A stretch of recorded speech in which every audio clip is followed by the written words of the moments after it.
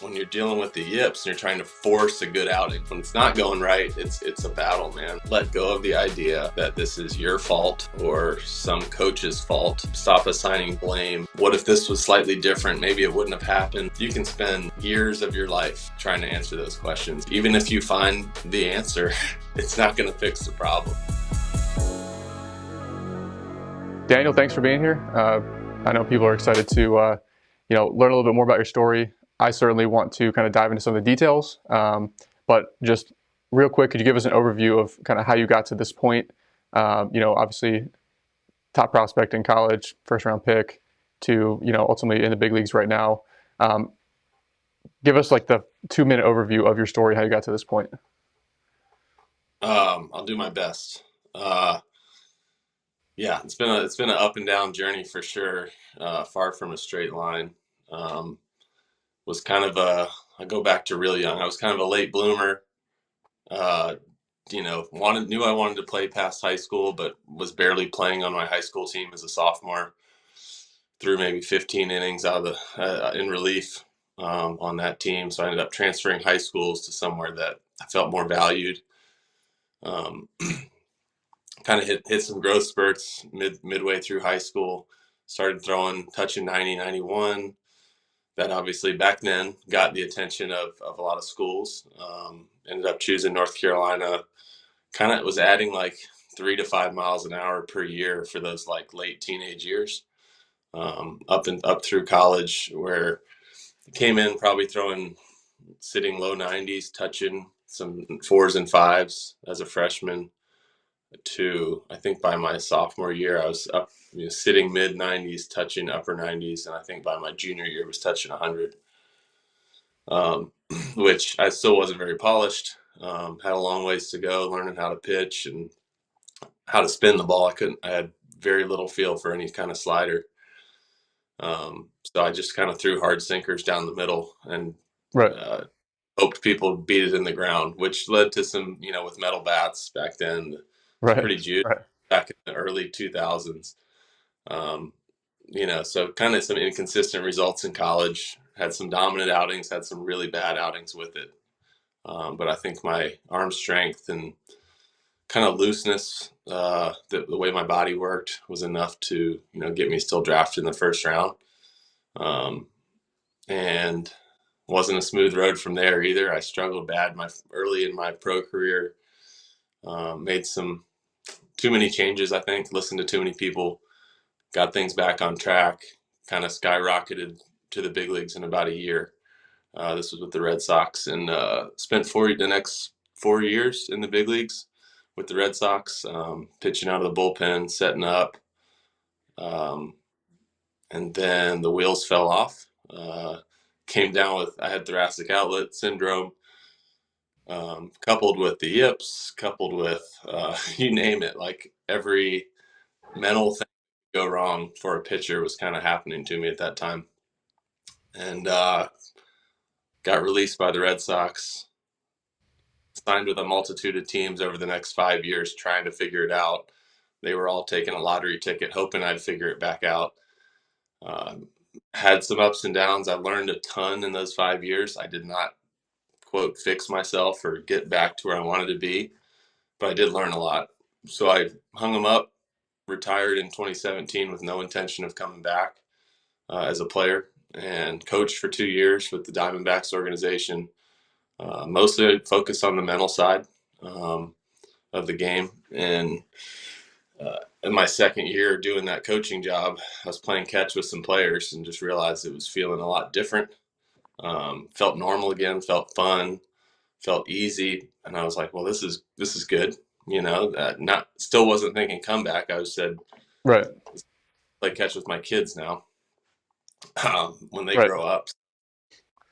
And then it got to the point where it felt so good. I was like, I got to see what it feels like on a mound. So I just got on a mound and I got myself in shape for about a month. I threw into a net in my backyard. Mm-hmm. Finally got on a mound, put a radar gun on it. I was throwing strikes, first of all, which was the most important and shocking thing at the time. Right. And I was up to 95. And I was like, wow, I haven't even really gotten back in shape. And I'm throwing strikes at 95 after not pitching for 2.5 years.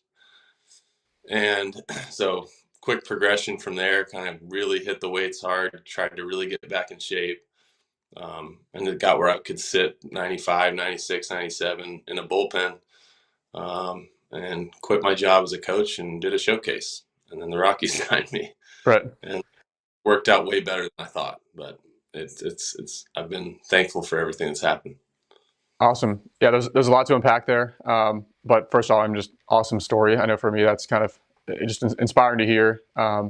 You going through all the ups and downs, but ultimately coming out the other side and making it back. So super cool story. I'm curious because you mentioned thoracic outlet, and a lot of people just hear that, oh, he had some like shoulder injury or whatever, like he came back, and they don't necessarily see that there could be a connection there with the yips. They see that as like completely isolated things, but one of the things that we've learned and what we've seen is that those can very much go hand in hand. So take me through the TOS. Was that something that initially started in 2012, 2013?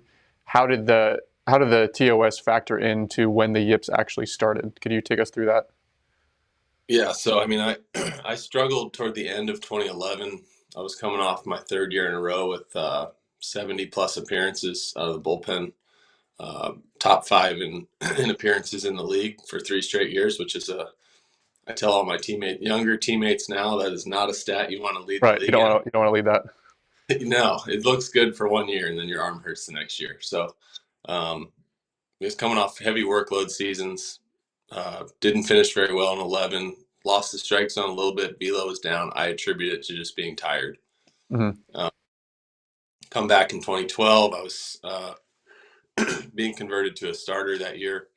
Um, felt good. Physically felt fine. Come into spring training and I'm throwing, I don't know, I'm averaging 93, 94 after sitting, I think, averaging 98 the year before.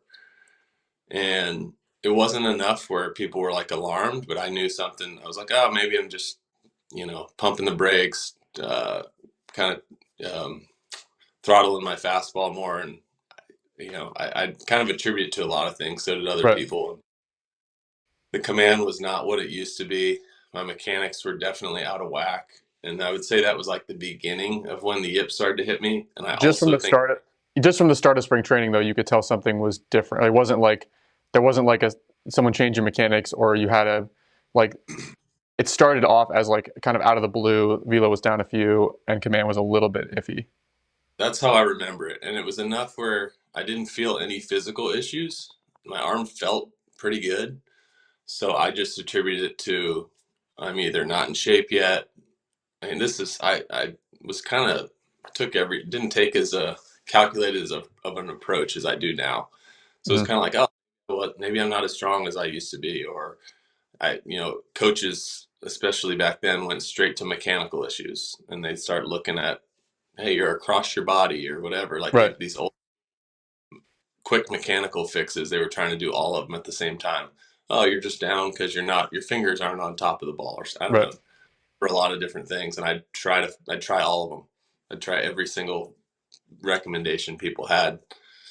And it wasn't until 2014 that I ended up getting actually diagnosed with TOS.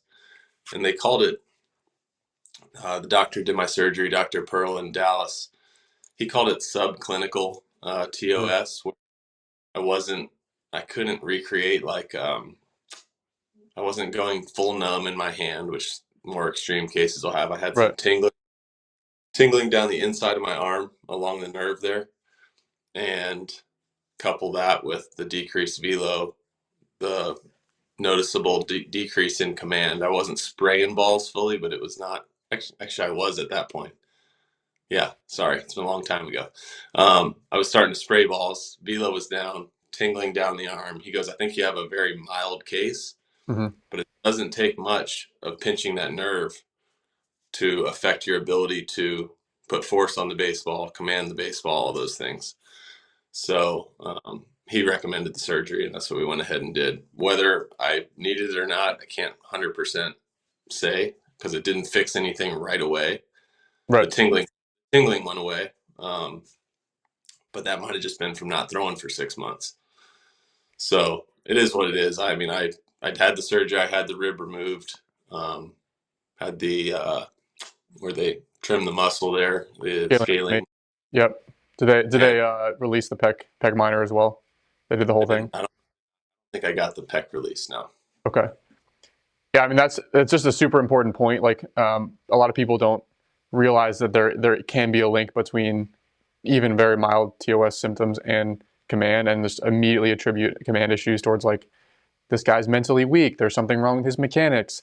It's like, all the nerves that innervate your entire arm, if they're getting, you imagine it like a garden hose. If you're like put a kink in that garden hose, that flow of information through the nerves is not, it's maybe 80% or 90% or 50% in an extreme case. But okay, you're not able to throw as hard because now the muscles aren't getting activated properly, but also all the sensory receptors, the proprioceptors in your arm. You have no idea where your arm is in space, by 10%, 20% more than a normal arm.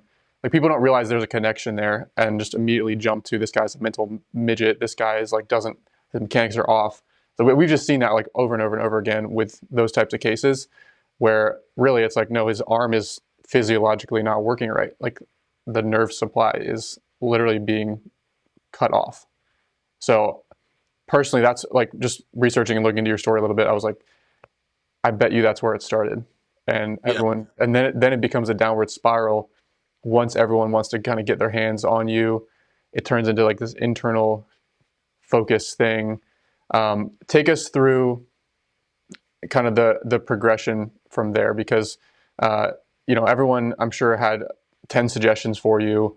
I've been there myself with command issues, and you go to spring training, and it's even worse because now there's 7 different coaches all watching. It's not like one pitching coach; it's like there's 7 coaches watching you, and they all have 3 suggestions. And you're like, if I actually tried to implement all these suggestions, I'd have like 10 things at once that I was working on and thinking about. Like that's impossible. So who do I listen to? Like, take me through that. Like, take me through the downward spiral and how that occurred, because I think that'll be helpful for people that to avoid doing that in their own careers when they kind of get to this point. yeah, I definitely suffered early in my career a couple different times from listening to too many voices, too many people, and they're well intentioned and they're trying to make you better. A handful, I think, a minority are trying to put their stamp on you.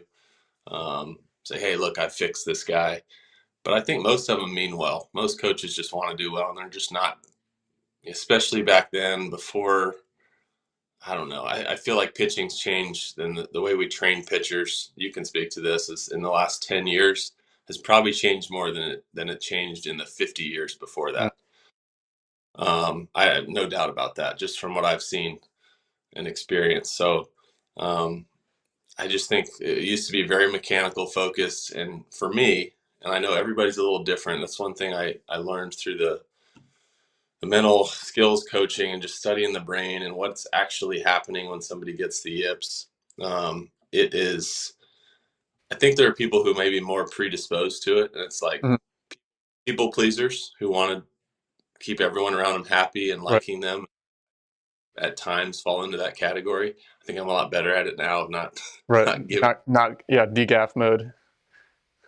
Um, so there's that. And then I think also people who like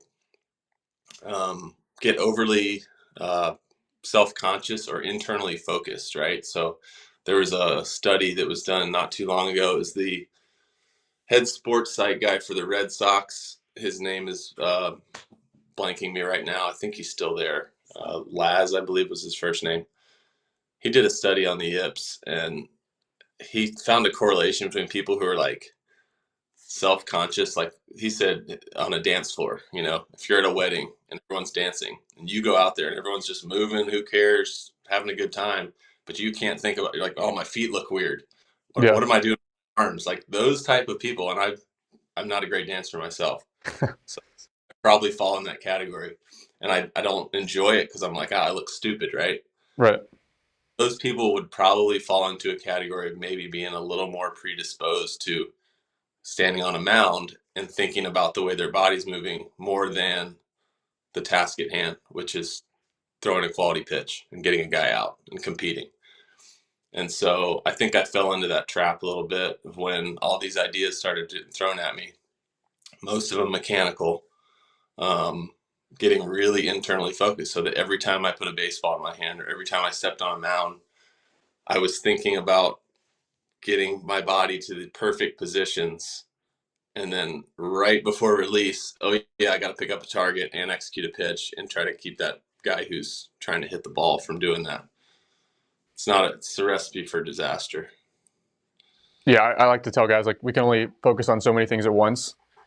I mean, there's a just multitude of research on comparing internal versus external dominant cues, and external wins every time when it comes to performance. It's like, are you looking at the mitt and trying to execute a pitch, or are you thinking about where your glove arm is in space or where your fingers are on the ball? It's like our brains were not like when we walk, we're not thinking about like exactly where our foot hits the ground and where the other arm is when that foot hits the ground. Like we would never be able to move if that's how our brains worked, right? We're designed with an external goal, like get to the other side of the room, walk to the other side of the room, and our body finds a way to organize itself to get there. But suddenly we kind of forget that sometimes when it comes to mechanics, where we think, oh, we need to like worry about this or that position. So like I find myself as a coach, like sometimes like, you see like the quote unquote flaw and you just want to tell the guy the flaw. But there's always a risk there that when you tell them the flaw, now they're hyper aware of the flaw and it actually makes them worse. So I'm Right. like so careful and cautious now with the words I use because I know that exact thing can happen. Um, Oh, sorry to cut you off. With yeah, mechanical changes too, nothing happens in a vacuum, you know. So there might be this one glaring thing where it's like, man, his arm's late. Get the arm up. And you just say, hey, get your arm up. But then he gets the arm up and the front side's doing something weird. And when you start tinkering one body part, and the athlete, or in my case myself, I was consciously changing one body part to try to get it moving like perfectly or into right. a perfect, I would neglect something else, and something else would be way off time or way out of sync, and it would be a ripple effect, right? So Yep. like you said, I think you have to make changes, whole body, whole movements, which I think the best way to do that is say is a clear external cue. I still try to do that now. If I watch video of myself and I'm like, hey, that I'm moving different in a certain way, I kind of try to catch myself and say, okay, don't just try to correct that one movement that you don't like. What's leading to it? What's an Right. external cue that could get me moving the way I want to move without telling myself, hey, stride that way or put your foot there. Um, so I still try to look for that even when I'm trying to make changes now. So when you were kind of in the depths of the yips, like when it was at its worst, were there still scenarios where you could execute your like could you go out and long toss and be completely 100% fine? Like was it only when you got into a game with a batter, or like in every context it was just like hopeless? I would say I was never 100% fine. I had days where I think I hit it well enough where a coach would be like, come up and say, man, you look great today. You feeling good? I'm like, yeah, I mean, I didn't overthrow him at all, is what I'm thinking. Right, The right. result, but in my playing catch, playing catch was stressful every day. Even if it was me and one and my bullpen catcher and nobody else around, it was stressful. And you add people, add a batter, add an umpire, add people in the seats, it only gets Right. worse from there. But it didn't take much. Pretty much putting a baseball in my hand was a stressful thing every day for me. If not stressful, it was like mentally taxing. A 10-minute game of catch, I would be exhausted at the end of. And not because my body, partially because my body was probably overworking, but mostly because every throw, there was so much mental energy and 19 cues trying to get everything right, and it was exhausting. And that's how I knew when I was coaching, and I was like, it's all gone. I got one Yeah. cue. I go, throw this ball to that guy over there, and it goes. And it's like people are like, "Well, how did you know?" I'm like, "When you've had it, you know Right. what wrong feels like, and you know when that's gone. It's just easy. It's like you said, it becomes like walking again." 100%. That ties back into what I've heard you say before, which is um, some guys just want it too much, or can get in this habit where they're like trying so hard, they want it so bad that can actually be counterproductive. So, take me through your thought process there. Like, what do you say to the player that's like super motivated, they just want it so bad, versus then they just see the guy that's like seems doesn't care, doesn't seem like he's trying. goes out, has success. Like, how does that factor into your experience, and how did you overcome that? How did you ultimately leverage that to overcome the yips and get back to where you are now? Yeah, I definitely felt that at times. And I still battle it I wouldn't, not in the yips way, but just in the way of like sometimes you get in a game and you're trying to force results. I think every pitcher, every hitter's dealt with that. Like you're on an 0 for 20 skid as a hitter, you're trying to force a hit, which you cannot do in this game, right? You could hit rockets, 4 rockets in a game and be 0 for 4. So you can't force the hit to happen, just like you can't force a strikeout to happen. You can give yourself a really good chance of doing it, but you can't force it. So when you're dealing with the yips and you're trying to force a good outing, right? You're trying to like, I have to throw a scoreless inning with no walks, no hit batters. Like that was what I was going into thinking. It wasn't like, hey, I trained my ass off and I think I'm really good and I'm going to go compete for an inning and see what happens. Like that's what I think now. It's like Right, I'm really good and I take the mound. I'm like, man, I wouldn't want to be that hitter right now. And here we go. And if he hits a homer, it's like, well, he got lucky. Like that's my right, mindset now. It sounds naive and whatever, but it's like I I had that in Boston for a few years, that level of confidence, and I lost it for 10 years or so, right. 8 years. And to have it back is like, God, it feels so good to just have that mindset. And then when things don't go perfect, you kind of don't care. Like you care, but you're like, I did everything I could. I Yep. prepared good as well as I possibly could, and I got beat today. And you know what? That just makes it a better chance that I'm going to throw up a zero tomorrow. I mean, that's the way I look at it now. And when it's going right, it's really fun. When it's not going right, it's a battle, man. And you want to force results, but this is not a game that you just can't force results to happen. Did you ever talk to your players when you were a coach for that brief period of time about like what you just touched on was the difference between trying to avoid failure versus trying to, achieve success, right? Trying to go out and not walk batters, not give up a hit, not embarrass yourself, versus just going out there and being like, whatever, I'm gonna let the cards fall how they fall, and just like I'm gonna go like f some batters up today.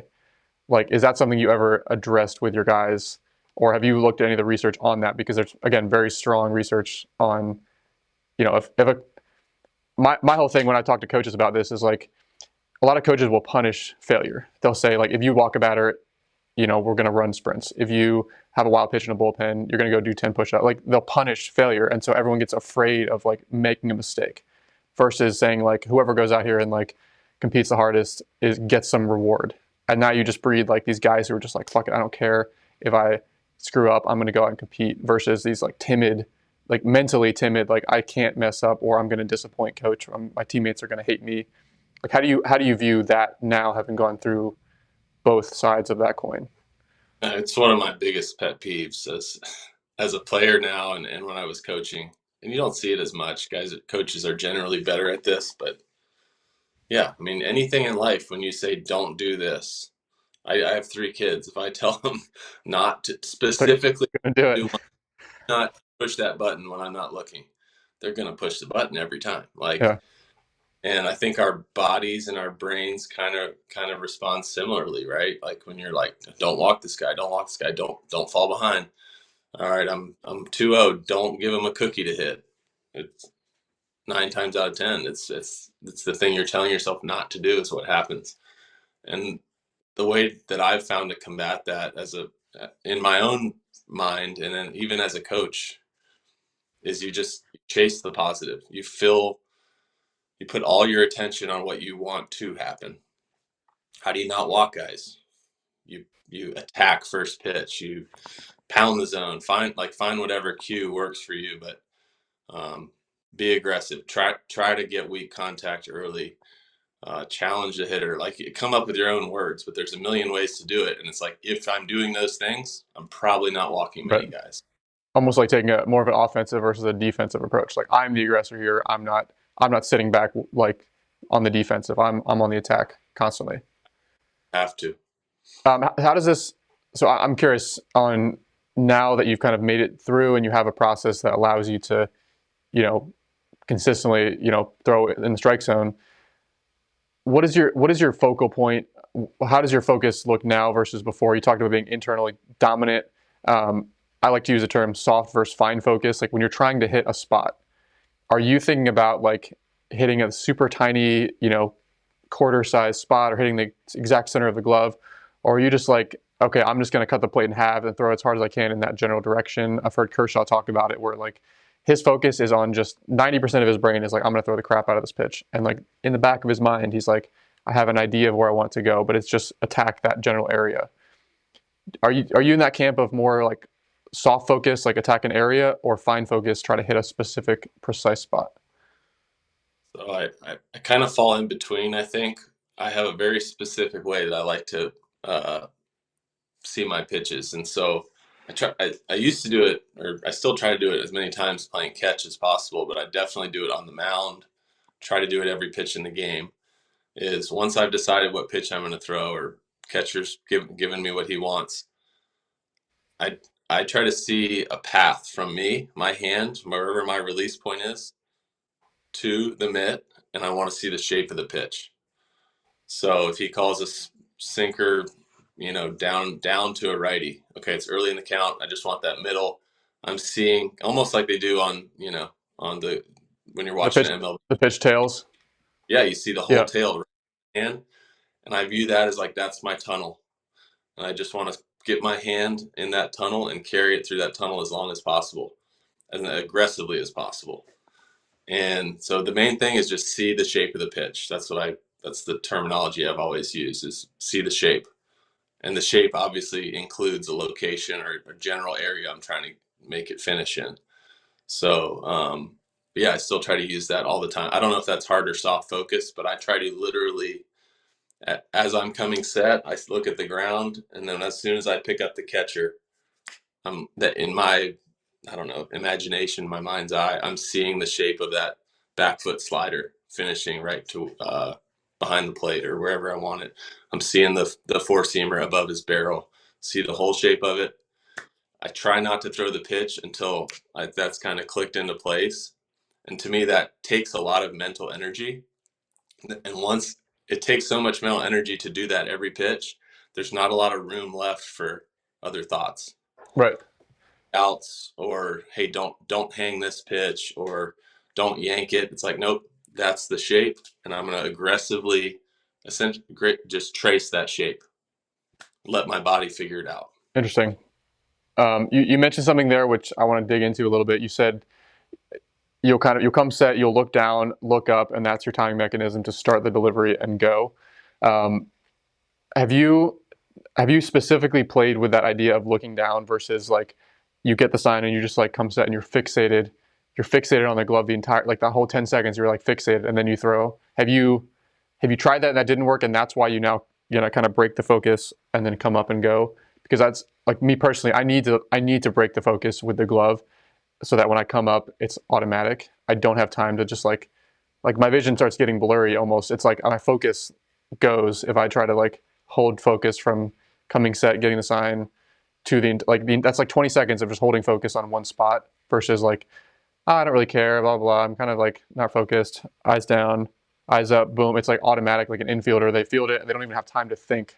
They just have to rely on the automatic part of their brain. How did you come to that, or have you always done that?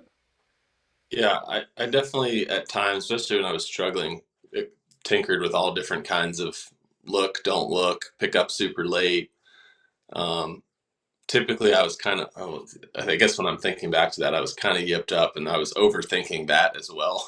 Yeah, So I think what I've settled on now is just kind of my natural timing and natural way of doing it.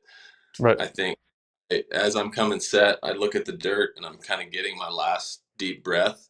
And as I come set, it's like a slower exhale. And sometimes you're checking a runner with right, that too, or checking runners. To me, that not picking up super late. I've definitely made that mistake where you're swinging your head right. forward as and everything's kind of late and you end up really rotational. So I think there's a happy medium, but I do think picking up late, like I said, for me, it's lot pick it up. It takes me half a second to a second most of the time to kind of see the path of that pitch, and then I'm ready to go. And yeah, I think it creates maybe more like an athletic mindset delivery when Yeah. you're kind of up a little later. It's like if someone just tossed you a ball and you said like catch the ball and throw it, like you don't have there's no time to react and like you have to react. You can't overthink what you're about to do Right. because you're tapping into the other side of your brain, which is more of like an automatic feel. That I brings me to think my go ahead. next level, you got to get comfortable with being able to sit there staring too. Like eventually, to get to the Right. highest level. I saw veteran guys when I was younger that could hold the ball for 5, 6 seconds, wait for the guy to call time. I could never do that early in my career. Right. I would taking throw the pitch or I'd have to step off. And now I almost feel like I could just sit there, look, sit there, look. And I think that just probably goes hand in hand with my mindset now and my age and having some perspective of like, yes, this is really important and matters, but it's not life or death.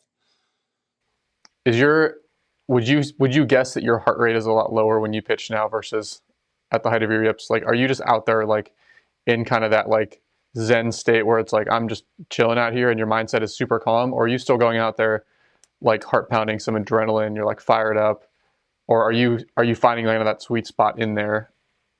And how does that compare like the level of arousal and adrenaline that you have now versus when you were at the height of the yips? I think I don't know if my physical heart rate is any lower. I still feel pretty amped up when I'm out there, but I'm in such a different state of mind than I used to pitch in. I used to, I was really good for a stretch, but even the years I had in Boston that were good, there was still this feeling of like I kind of need to be perfect as far as I need to repeat my delivery, keep things the same. I got three pitches that I want very consistent shapes out of. Not a lot, going for as little variance as possible in order to just not screw up what was going well. And now I think if you watch me pitch, um, there's kind of an element of like creativity, which kind of fits my personality more. Um, I love, I play the guitar. I like to make music. I like to make different kinds of art. Like being able to take a creative approach to pitching. So like I change the shape of my pitches constantly. I'll change speeds with my slider a lot. It has a 12 mile an hour variance in it. I'll change my leg kick, my delivery. I'll slide step, messing with hitters' timing in other ways, and like especially the delivery stuff. I won't go as crazy as like Nestor in New I was York, about to bring him up, yeah. but I love seeing that because like being able to stand on a big league mound or whatever mound a player is on, whatever level matters to you, right? You're out there and to be able to say, yeah, I'm trying to get this hitter out, but I'm doing it in a way that like nobody else does it. I'm trying, I have the freedom to do that. I don't have to be Right, perfect pitch, worried about the coach yelling at me if I do a double uh, hang right, my delivery and then give up a hit. I'm not worried about the coach reaming me out. Like, and believe me, I've double pumped and walked a guy and I get a question in the dugout, hey, why is the timing of that there? I'm like, right, well, right, last time and I feel really good about it. Usually if you have a confident, convicted response, people, even a good, yeah. any good back down and say, okay, you believed in it. I'm okay with that. And if they continue to stay on you and it is something you're convicted in, then the coach has a problem and you need to just continue to be yourself. That's my take on it. Right, and it's a lot more normalized now.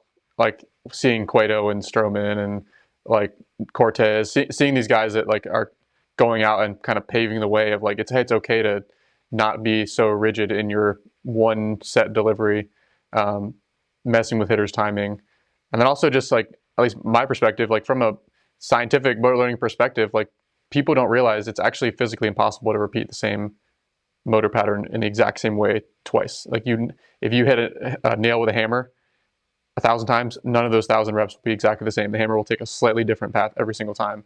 And once you realize that, like, okay, this chase for like perfect repeatability is kind of a wild goose chase. Like allow your body to be dynamic and free and athletic. And again, as long as you have that end external point, your body's going to find a slightly different release every time, a slightly different trunk posture. Like it's going to be slightly different, and that's okay. That's sports. So The best athletes are able to have a certain level of variance and use that to their advantage rather than it causing like an inconsistency in the result. Right. Well, that brings me to the next question, which is your thoughts on routines. So it's something I'm pretty big on, but I'm curious. Like, did you always have a routine, and has that evolved over time, or did you make it to the big leagues with like not really having a routine, and then you evolved the current routine you have now? Like, take me through your thought process. Like, how important is having a routine, and then how has your routine evolved over time? I think, yeah, I definitely have a pretty extensive routine at this point. I think I got to the big leagues with a certain level. I think you kind of, especially like as a reliever, you kind of watch whoever's good around you and steal little bits and pieces of it. Mm-hmm. That's kind of what I did. I watched. I came up. Papelbon was closing in Boston, and you can say whatever you want about him, but he was pretty good and pretty consistent for a long time in the ninth inning, in arguably one of the hardest markets to pitch in. So I definitely stole things from him and his routine, and he was super calculated about Mm-hmm. everything. I think how he trained to how he put his shoes on. There was some superstition there too, maybe, but the second he'd come down in the fifth inning, I think, and his routine from the fifth inning to the ninth was almost identical every day, which is pretty cool and kind of what I try to mimic today, since I've got that role. Um, but yeah, my routine now. I mean, like my daily routine. You can touch on like pre-game routine or daily routine, or also specifically like pre-pitch routine. I think that's, to me, that's probably one of the main ones that gets overlooked. Like pre-pitch routine, what are you doing to be repeatable on a pitch to pitch basis? But then also, if you want to get into like your pre-game, I know you do some different breathing meditation type stuff. That too. Yeah. So pregame, I'll just start from or before the game. My routine looks very similar to any other pitchers. Go out and throw at 3 o'clock. If I need some work, I'll get a few off the mound. If I need to work out that day, I'll do that. That all happens way before the game starts.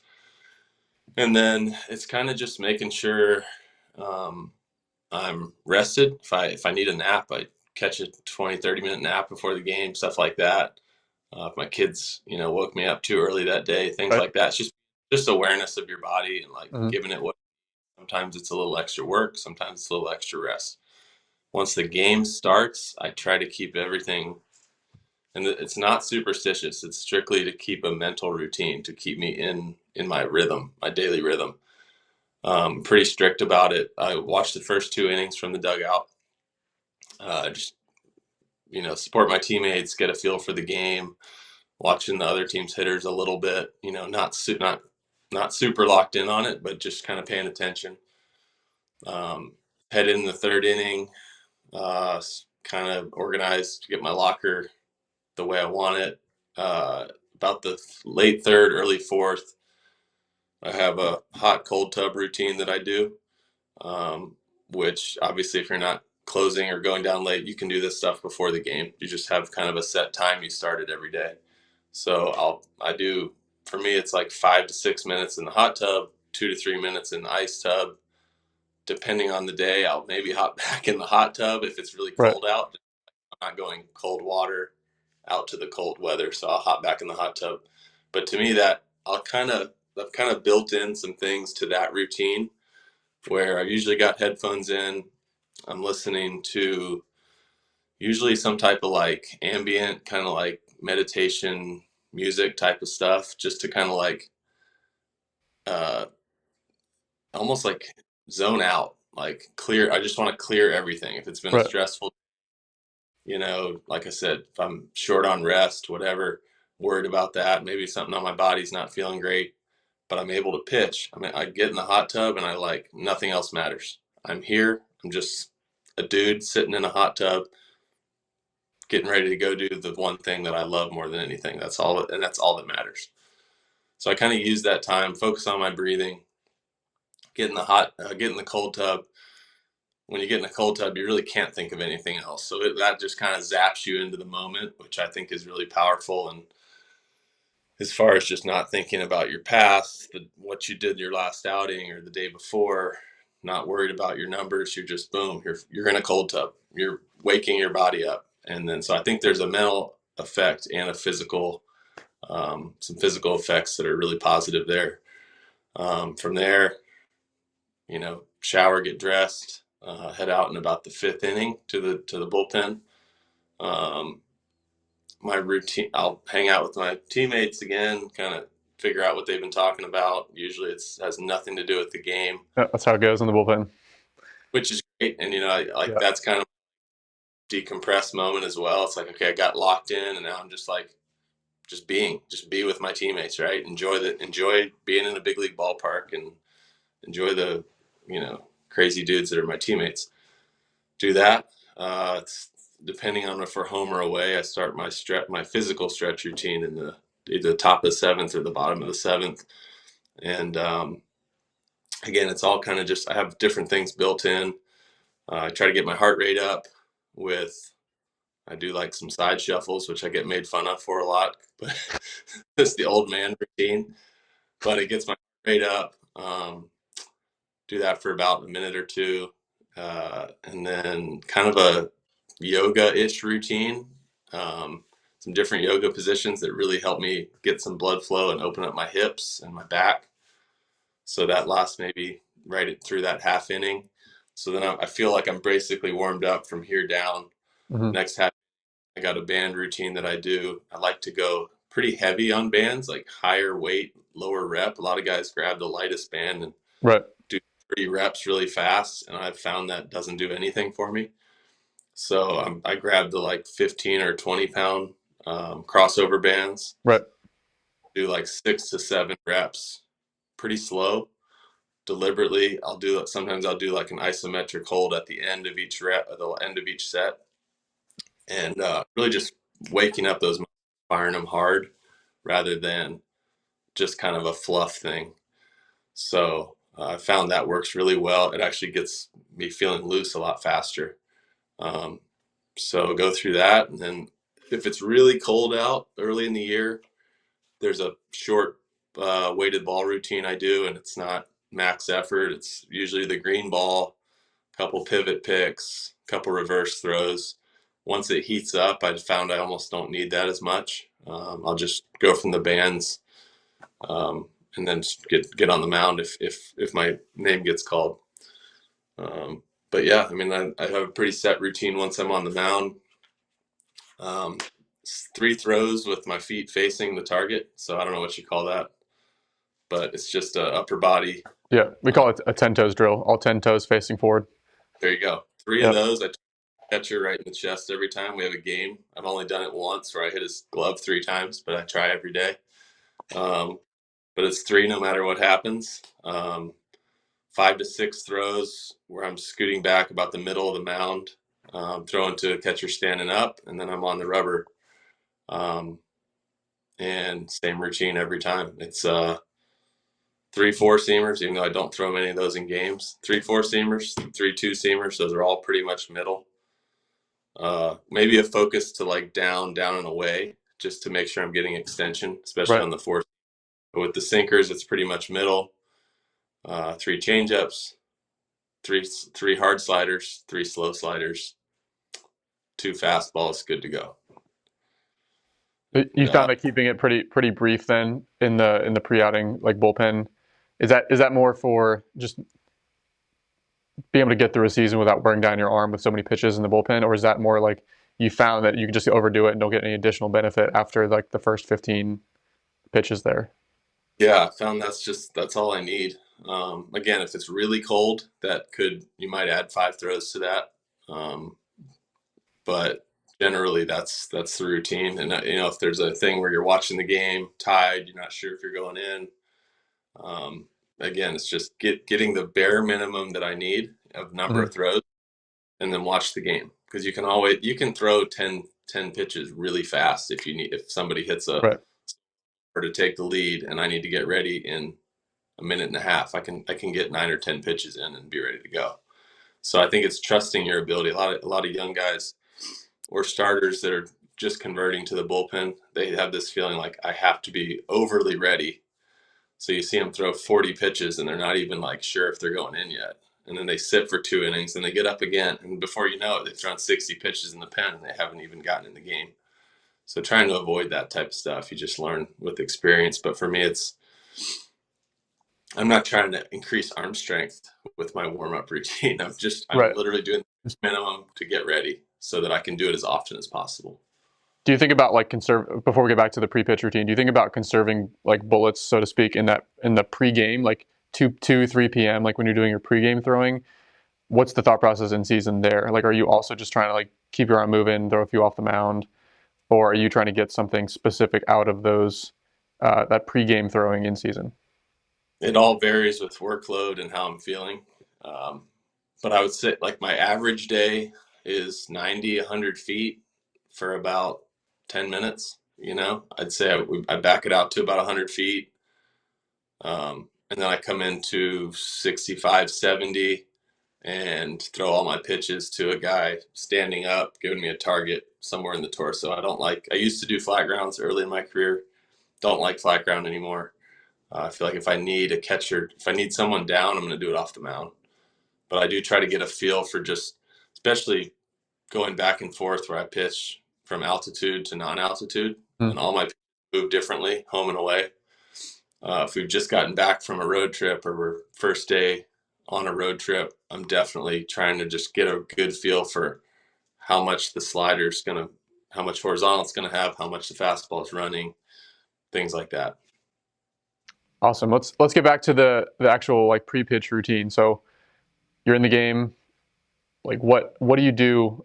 Do you have a specific set routine? Like every time the catcher throws you back the ball, like take us through that process. And is that something that just subconsciously developed, or did you sit down and literally like plan out? Okay, this is what I'm gonna do. I'm gonna take a breath here. I'm gonna clear my head here. I'm gonna visualize the pitch trail here. How did that routine evolve, and what does that look like? Like that whole 20 seconds, what's going on?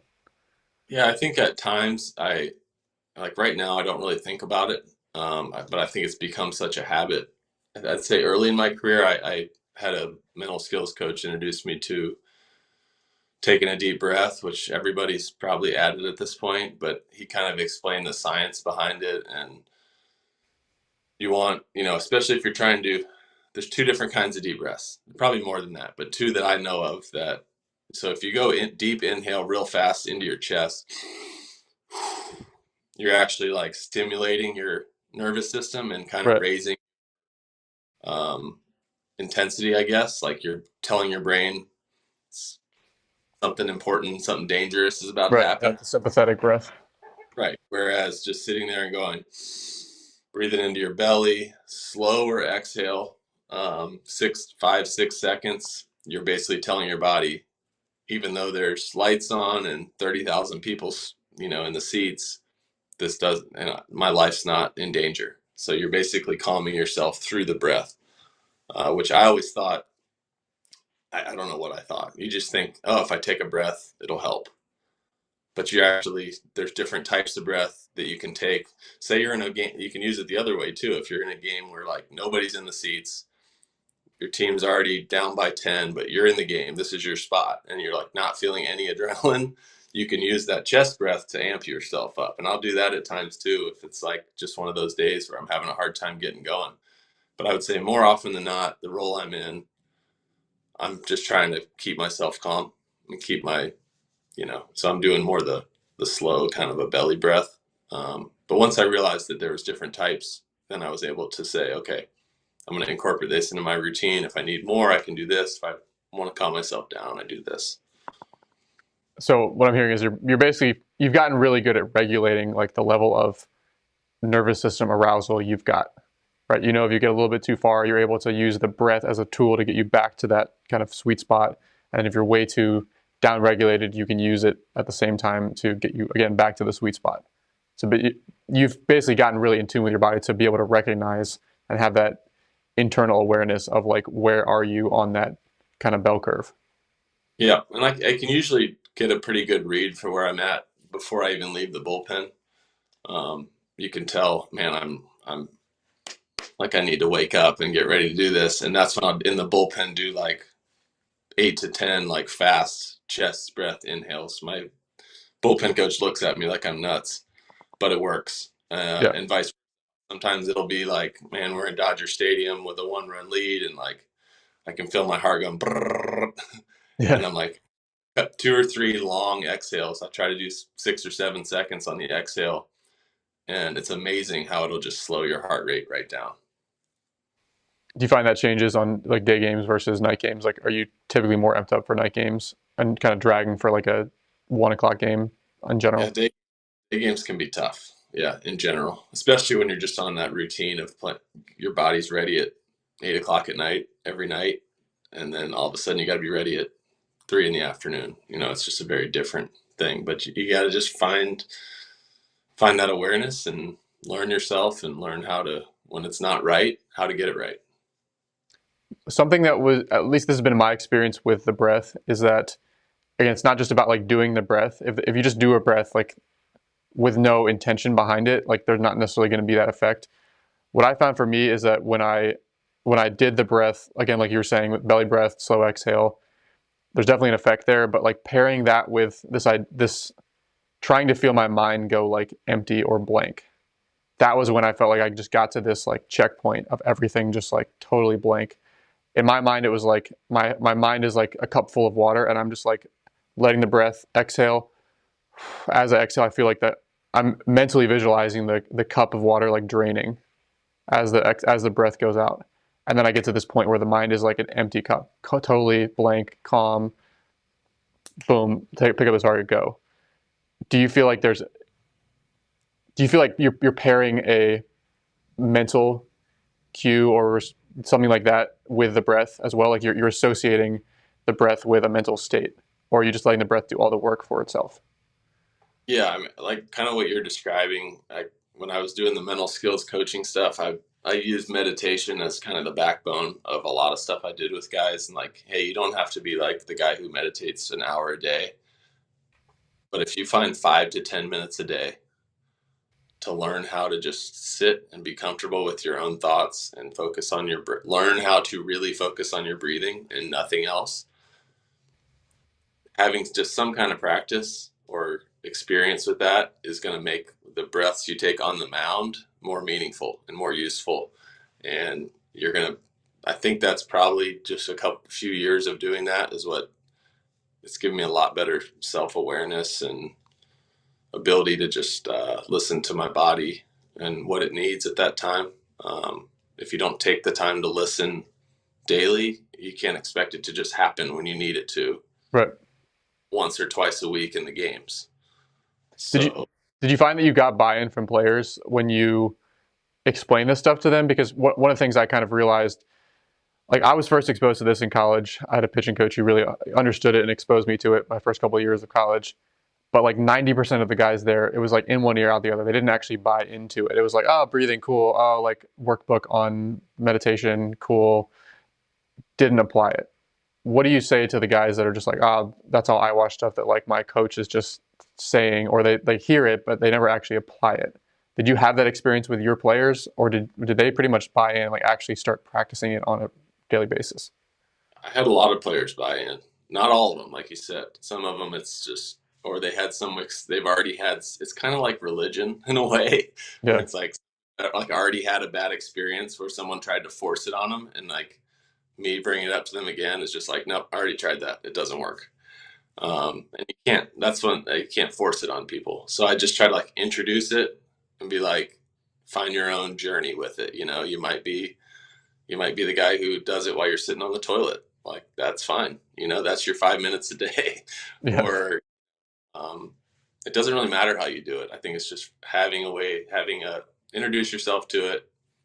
Find an app or a type of music or something you listen to that works for you. Some people's meditation is like, it's an activity, right? It's like sit down and write in a journal. Or I've seen guys. So I had one player use a coloring book, like an adult coloring book. Dude, I, yeah. I zoned like an hour color before the game. Like, dude, that's awesome. Good for you. And it's kind of whatever gets you to that Zen state. The more you do it, and it doesn't matter if you're coloring, you're cooking, you're playing an instrument, or you're just sitting and breathing. I think all those type of things where your mind is just singularly focused on one area, um, if you want to get into like brainwave states, you're probably in like alpha, a lot of alpha brainwave in any of those activities. That's what you want when you're on the mound. So the more often you're getting into it in other aspects of life, the easier it'll be to tap into that state when you're on the mound. What do you currently do when you do feel the game speeding up on you? So like now that you have these skills, like you're able to avoid the game speeding up on you as often, but like let's say you give up a bomb or you walk a hitter, like what is your current routine or approach when you do inevitably feel the game speeding up on you? Maybe in addition to, you mentioned the slow breathing, but like do you have a red light routine or something that you know you can go to when you sense that happening? Yeah, for me, I found when it does speed up at all, it's typically a perspective thing, and the game or that moment has become too important. So I'm putting too much value, too much stock into the outcome of what happens right now. So for me, I used to write it in the bill of my hat or inside my hat, and I just had to play the game, and that was my reminder of you're a grown ass man that's getting to play a kid's game, Right. and you're in a situation that millions of people would kill to be able to do once, and this is just what you do every day. I'll just have this conversation with myself in my head, like you're getting to do something that so many people would kill to do, and you're prepared for it. You're ready for it. You're as good as anybody else that can do it. And usually it's like that with a little bit of a deep breath, and I'm like, this is fun. Like I get to do this. I know I just blew that lead, but now it's tied, and I got a job to do to try to help win the game for my boys. Like that's just when I simplify our game to this is just me and my guys. Like I love my teammates, and we weren't in a playoff race this year, at least not for very long. Um, but even down the stretch when those games, don't matter, I'm like, man, I really want to go in and play loud music and celebrate with my buddies. I don't want to go into a silent locker room and have to everyone, awkwardly be quiet and shuffle out of the locker room. Like that's not fun. So even when the games for our record didn't matter as much, it's like I just enjoy winning. And I'm like, when I Right. focus on that, I don't care what my velo is. I don't care about being perfect. I want to be as good as I can. I'm trying to throw the crap out of the ball and have fun and light up a big number. But I'm also like, I'm doing this because I get to. And Right. and when my shifts to, I get to do this today rather than I have to, or I have to get out of this jam, or I have to be perfect. Man, it's so freeing, so much more fun. And typically I pitch way better. Yeah, that's powerful. Something you have also mentioned, kind of along the same lines of perspective, is I've heard you talk about how fatherhood actually helped you overcome the yips. Could you take us through that as well? What was your experience in becoming a father, and how did stepping away from the game, starting a family, like how did that contribute, in hindsight, to you ultimately being able to get over the yips? Yeah, it definitely was not instant. I kind of had that hope that when my Right. firstborn popped out, I would just be like, there it is. I can go again. Magic fix. Just have a It, kid. yeah, it is a transformative thing, but I think especially with dads, being a dad and having sons, it's like it's a process. Like you're helping this kid grow and you're teaching them all of these little things in life and just little basic things to, hey, dad, I want to go learn how to, shoot a bow or play catch or whatever. And they're not good at it at first. They're not good at anything. So being a dad, you learn patience of like letting your kids go through failure after failure after failure, and they don't care. And you're patient with them because you don't expect them to be perfect right away. You just want to see continued good. I just like my son who's in coach pitch right now. I tell him before the game, I'm like, I want to see hustle, focus, and have fun. I don't tell him anything about has to get a hit or has to do a certain thing with his arms when he's hitting. I'm just like hustle, focus, have fun, and let the rest fall where it does. So I think just kind of having that experience with my kids over the past few years and like having to be patient with them and having to let them learn things is Hmm. like when we treat ourselves more like that. What if you're patient with yourself? Like you're trying to learn a new pitch and it's going terribly and it looks nothing like what you want it to look like. It's like, it's okay. Like, are you putting in the effort? Are you talking to the right people? Are you doing everything you can? Yep. Okay. Well, then keep doing it. And I guarantee you it'll happen in time. And like having the patience, having that growth mindset with yourself, of being giving yourself room to fail without judgment, without being, man, I look so stupid because this guy learned a cutter in a week and I've been working on it for 3 months. Mine still sucks. Have some patience. Like, not everybody's built the same, not everybody's wired the same. Hands are shaped different, arms work different. Have some patience. Let your body figure it out. Give it the space and the time it needs to figure it out. And I think that's when kind of like breakthroughs happen. Is there anything you actively avoid now that you've kind of come through the other side, kind of what triggered the whole, downward spiral, the whole 5 years with the yips? Like, are there things you actively avoid out of just knowing that that's going to lead you down a similar path? Like, do you avoid watching video of your mechanics? Do you avoid taking advice from too many, like more than one trusted coach? Are you avoiding getting super in the weeds on data? Like, or are you still like willing to do a lot of those things? Like, what are your like absolutely not like that's like I'm keeping that kind of away from me just in case that starts to creep in some of the bad habits from before. Yeah, I mean, I'm not worried about that happening again. I think I've come far enough where I'm confident that it won't, and I just see can't see my mind having going back to that place with baseball. Um, but at the same time, like I said, I anytime I'm trying to make a change mechanically or with a pitch, I try to be as externally focused as possible. But and that being said, I do have like a couple internal cues as far as with my front side. Like I like to have kind of a higher front side now.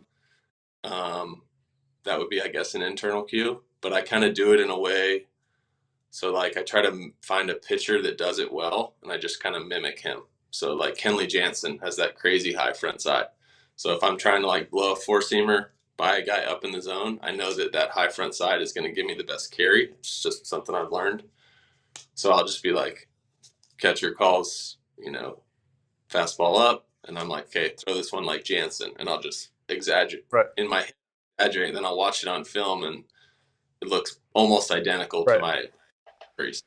But that's I think just them trying to mimic somebody is enough of an external to where I don't get overly consumed with moving my body in a perfect way. It's just like throw like Walker Bueller, boom. Whoever you're trying, someone who does something well that you're trying to Right. mimic your body. I've found that's a really helpful. It's internal, but it's not. If that I don't Yeah, know which. I would argue that's still external because it's still imitation, and I mean that's how kids learn. That's how we learn. We don't learn through like telling your kid to like put one foot here and shift your center of gravity here. It's like watch your dad walk, and like Yep. we learn through imitation. So I would argue that's still more external than like thinking about your glove being like right there in like that isolated. You're still thinking about it in relation to the entire pattern. It's like you're looking at the image of Jansen's entire pattern and rhythm and timing, not Right. like just the one tiny piece of it. Um, okay, let's shift gears. I know we have 20 minutes, something like that left. Um, Something I'm curious of is this year, I think you sat like 98 miles an hour. You're up to 101. You're 37 years old. A lot of people say, once a pitcher's in, past 30 years old or past 35 years old, it's just like all downhill from there. Obviously, at some point, catches up to you. Like when you're 50 years old, 40, like some point, it will catch up to everybody. But what do you say to people who think that age, necessitates like a drop off in stuff? And how is your routine evolved to be able to combat the fact that, you're getting up there in age? Just speak to that. Yeah. I mean, like I have a pretty unique path to where I'm at, career wise. And I think when I was struggling bad, couldn't throw strikes, one thing I really dove into was getting really good at the taking care of my body. Cause that was one thing I couldn't Right. control with, but I was like, I can get as strong as I want in the weight room. And I think there was like a small piece of me. I was so miserable and um, I was so miserable that I was like, well, if I get hurt in the weight room and that ends my, I can use that as an excuse to quit, which is like looking back, I get it. Like it shows the state of mind that I was in at that Right. time. But I wasn't in there trying to get hurt. I was in there like, I'm going to push myself as hard as possible. I was doing Olympic lifts and things like that, which I don't do now. I learned a lot through that process, and I basically had nothing to lose, which most people don't have that time in their career where they have absolutely nothing to lose. I Mm-hmm. kind of felt at that point. So I experimented with a lot of stuff.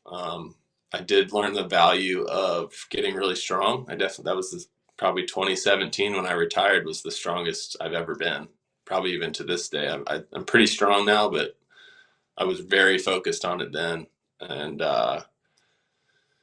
yeah, I mean, it was so I've kind of simplified, got rid of the Olympic stuff, but I've, just I'm not crazy strong guy, but for long levers, I think I move pretty well in the weight room. I put a lot of value on just the four basic movements, the squat, hinge, push, pull, Mm-hmm. getting really, really stable in those at different angles.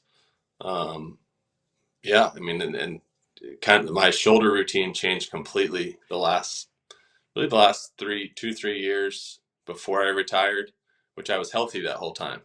And I was throwing a lot. People were like, oh, you got 7 years of no throwing. I'm like, no, I was throwing a lot. Yeah. 5 years where I was trying to fix it.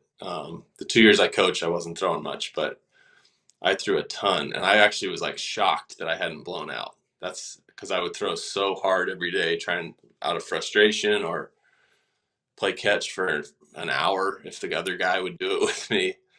Um, but I never got hurt. Never hurt my arm at least during that time. So my shoulder routine changed from a lightweight, high rep band type routine that I touched on earlier to a lot more of like heavy, some overhead holds, heavier band stuff, isometrics, with like uh, and eccentrics with a lot of load, especially like on external. Um, yeah, just kind of change the way, trying to make my shoulder everything around it as strong as Mm-hmm. possible, like, and not just little endurance muscles, but like beef that thing up, make it bulletproof is kind of the way I look at it.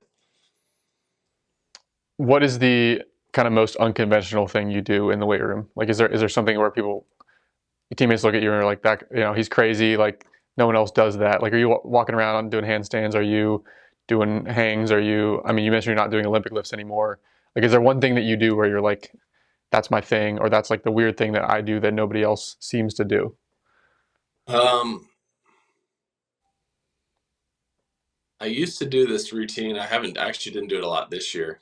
Um, I kind of got it. It's like, man, I don't even know. You're in like a bear crawl position, and you're like, I'm like moving my shoulder, so my hands on the ground, moving my shoulder through all ranges of motion, basically with my body weight loaded onto it.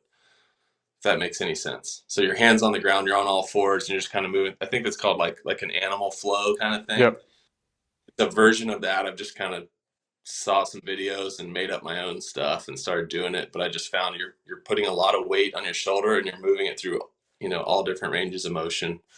Found that to be really helpful and weird. Definitely get some weird looks, but I do think it helps. And then two finger hangs, something I was introduced to halfway through this year. I don't put my full body weight on it, but I'll just put as much as I can kind of hold, as much as I can hold. Two fingers on the Mm-hmm. bar, probably 60-80% of my body weight, and do like 15-second holds. So it's kind of simulating of a ball. It's Yep. simulating all the forces that are put on the ball right at the last moment, but you're doing it in a isometric kind of Just way. single arm, or you going like two arms on a bar, like singing your body weight? Just one arm, just hang from the right Okay. side. You can do both. Yeah, I love that. We've come up with different ways to like train your flexor digitorum, which that's what that is. But like pushing into a table, like with those two fingers, I like the hang idea right there. We do a ton of hangs, but I've never done the two finger Yeah, version of I use that. That's more, onto those fingertips too, which Yeah. are where kind of, Yeah, I yeah. like that. Yeah, that goes hand in hand with, we talk about that a lot. It's like you can either baby your shoulder and like completely avoid ever doing anything over 5 pounds, which is what like that's kind of been the conventional wisdom for a long time, or it's like, all right, we can be smart about it, but we can train those end range delicate positions and we can start to gradually overload it. Like which pitcher is going to be more likely to be resilient? The guy who can like perfectly control like a 20-pound dumbbell into full end range, full external, or the guy who's never done it for 5 pounds who throws 100 miles an hour? Like which guy is going to potentially hold up better in those competitive environments? So what, yeah, one other thing that I want to touch on is, and this kind of came from, I think I got it from Cressy and just following his stuff and talking with him a few times. He's big on in the off season, make your work days, make your rest days. So in season, we have very little control, and I'm pretty much available every day. So like you're doing a way toned down version. For me, all of my really intense movements are coming on a mound in the game. I'm not trying to go max effort on many things except pitching in the game. Mm, Uh, I am working out, but nothing's to failure, nothing's max effort. In the off season, especially with the arm and stuff, it's like pick your maybe 2 days a week where you like crush forearm or crush shoulder, and then don't even work, let them completely recover for 2 days. Focus on another body part or something else. I try to do the same thing with my throwing too. I pick maybe Tuesdays and Fridays. I'll have like two bullpens, and like I'm going. If I want to get hard off the mound, I get hard off the mound, crush my shoulder work afterwards, and then I'm like playing very light catch on the days in between. Um, so like that's when you can control I know I'm not gonna have to pitch the next day. It's like go balls to the walls, exhaust that muscle or group of muscles, and then let it fully recover. And I just found that's where I make the most gains, and you're hitting that max effort for that muscle group, less often, but you're hitting it to its highest extent, which is what you're gonna do in the season anyway. I gotcha. What just for people listening, like what are some of your lifting metrics on like some of the big lifts? I just like to ask that because people are so they're like, how do I throw harder? And like they want to know what, guys who throw 100, like what are some of the lifts? Maybe squat, deadlift. I don't know if you do dumbbell bench press and pull ups. Like a couple of the main things that you do. Like give us this idea of like what a work set looks like. So I don't max out very much on anything. On squats, when I get real heavy in the off season, it'll be for like sets of 3 or 4 at around, probably finish at, if I can in when I'm in shape in the off season, probably around 300 for 4. Which I don't know what that would put my max at, somewhere in the high threes maybe for a Mm, 1 rep. But to me, it's not worth it to try the 1 rep because there's right, such a injury, right. and I'm getting the same effects out of the 3 or 4 rep thing, in my opinion. Um, Deadlift, probably somewhere in that similar area. 3 reps for 315 is probably about as heavy as I'll go in the off season. So not crazy, and I'm long levers. I got super long arms. I can't pull great, but I feel pretty strong when I'm pulling that amount of weight. Um, what else we got? I guess usually by the end of the off season, I'm doing 100-pound dumbbells for 3 reps, 3 to 4 reps each.